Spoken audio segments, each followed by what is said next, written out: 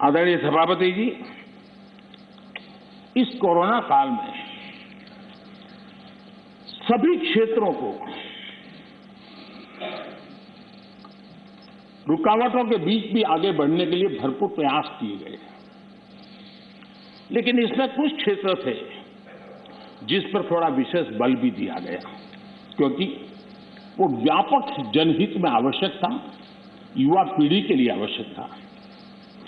Corona काल में जिन विशेष क्षेत्रों पर फोकस किया उसमें से मैं दो की चर्चा जरूर करना चाहूंगा। एक एमएसएमई सेक्टर, सबसे ज्यादा रोजगार देने वाला एक क्षेत्र है। हमने शिक्षित किया, उसी प्रकार से खेतीबाड़ी क्षेत्र, उसमें भी कोई रुकावट ना आए उसको निश्चित किया, और उसी की वजह जैसे मैंने वर्णन किया, बम्पर क्रॉप हुआ, सरकार ने रिकॉर्ड खरीद भी की। महामारी के बावजूद गेहूं, धान की खरीदी के नए रिकॉर्ड बने। किसानों को ज्यादा एमएसपी मिला, और वो भी डायरेक्ट बेनिफिट ट्रांसफर की स्कीम के तहत मिला। पैसा सीधा उनके बैंक खातों में जमा हुआ, और मैंने तो पंजाब के लोगों के कई वीडियो देखे, क्योंकि पंजाब में पहली बार डायरेक्ट बेनिफिट ट्रांसफर से पैसा गया।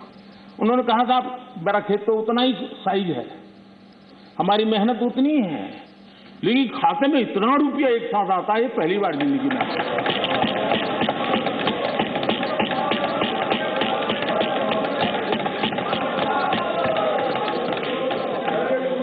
इससे संकट के समय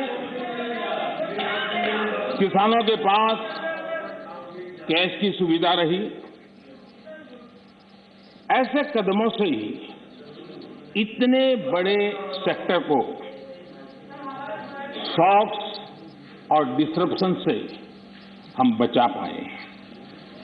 इसी प्रकार से एमएसएमई सेक्टर, ये उन सेक्टरों में था जिसको आत्मनिर्भर भारत पैकेज का सबसे अधिक लाभ मिला। अलग अलग मंत्रालयों ने जो पीएलआई स्कीम लॉन्च की, उससे मैन्युफैक्चरिंग को बल मिला। भारत अब लीडिंग मोबाइल मैन्युफैक्चरर बन गया है, और एक्सपोर्ट में भी उसका योगदान बढ़ रहा है।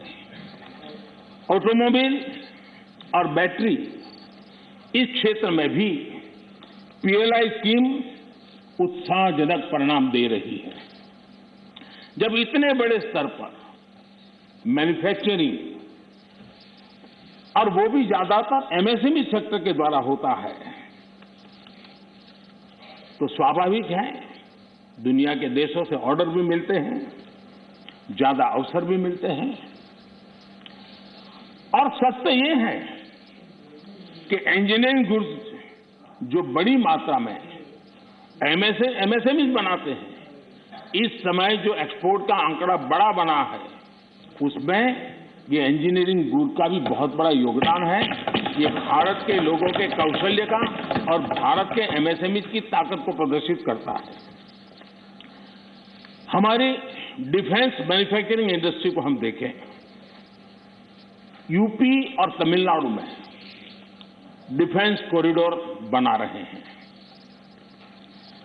एमओयू जो हो रहे हैं, जिस प्रकार से लोग इस क्षेत्र में आ रहे हैं, एमएसएमई क्षेत्र के लोग आ रहे हैं डिफेंस के सेक्टर में, ये अपने आप में उत्साहवर्धक है कि देश के लोगों में सामर्थ्य है, और देश को डिफेंस के क्षेत्र में आत्मनिर्भर बनाने के लिए हमारे एमएसएमई क्षेत्र के लोग बहुत साहस जुटा रहे हैं, आगे आ रहे हैं।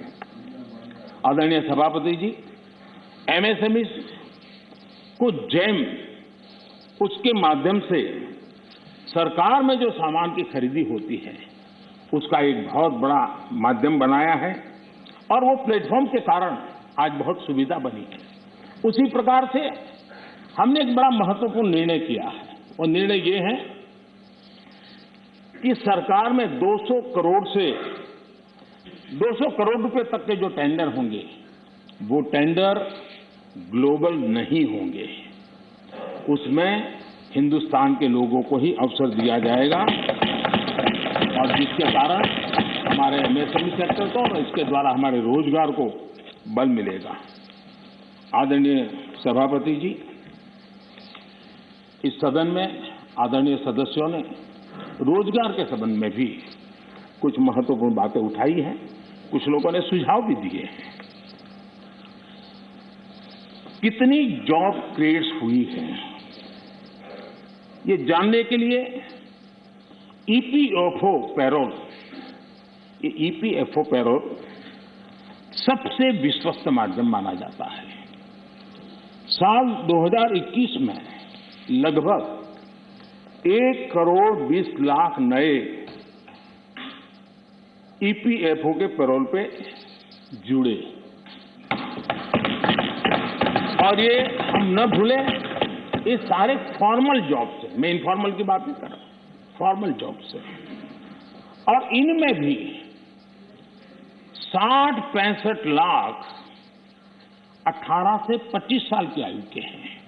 इसका मतलब ये हुआ कि उम्र पहली जॉब की है, यानी पहली बार जॉब मार्केट में उनकी एंट्री हुई है। आदरणीय सभापति जी, रिपोर्ट बताती है कि कोरोना के पहले की तुलना में कोविड रिस्ट्रिक्शन खुलने के बाद हायरिंग दोगुनी बढ़ गई है। नेस्कॉम की रिपोर्ट में भी यही ट्रेंड की चर्चा है।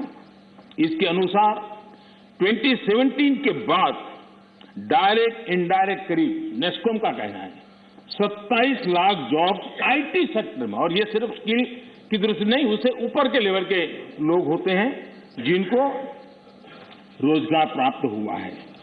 मैन्युफैक्चरिंग बढ़ने की वजह से भारत के ग्लोबल एक्सपोर्ट में वृद्धि हुई है और उसका लाभ रोजगार के क्षेत्र में सीधा सीधा होता है।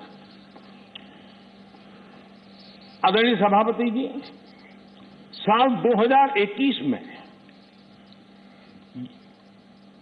यानी सिर्फ एक साल में, भारत में जितने यूनिकॉर्न्स बने हैं वो पहले के वर्षों में बने कुल यूनिकॉर्न से भी ज्यादा है।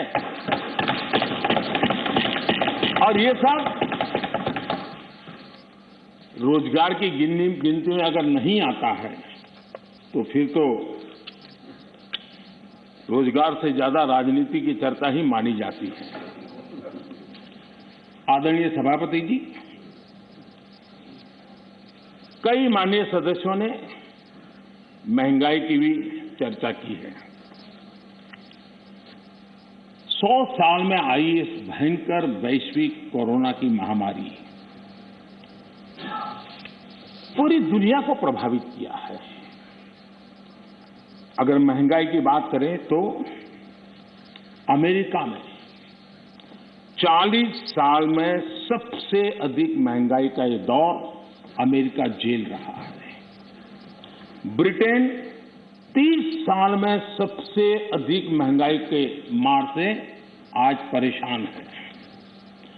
दुनिया के 19 देशों में जहां यूरो करेंसी है, वहां महंगाई का दर हिस्टोरिकली हाईएस्ट है, उच्चतम है।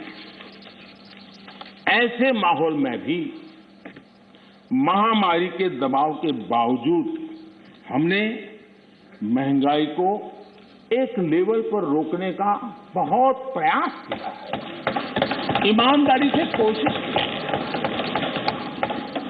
2014 से लेकर 2020 तक ये दर 4 से 5% के आसपास थी। इसकी तुलना जरा यूपीए के दौर से करें तो पता चलेगा कि महंगाई होती क्या है। यूपीए के समय महंगाई डबल डिजिट छू रही थी।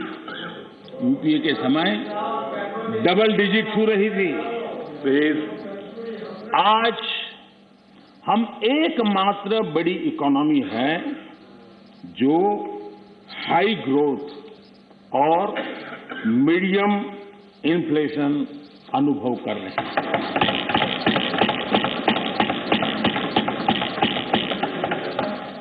बाकी दुनिया की इकोनॉमी को देखें तो वहां की अर्थव्यवस्थाओं में या तो ग्रोथ स्लो हुई है या फिर महंगाई दशकों के रिकॉर्ड तोड़ रही है।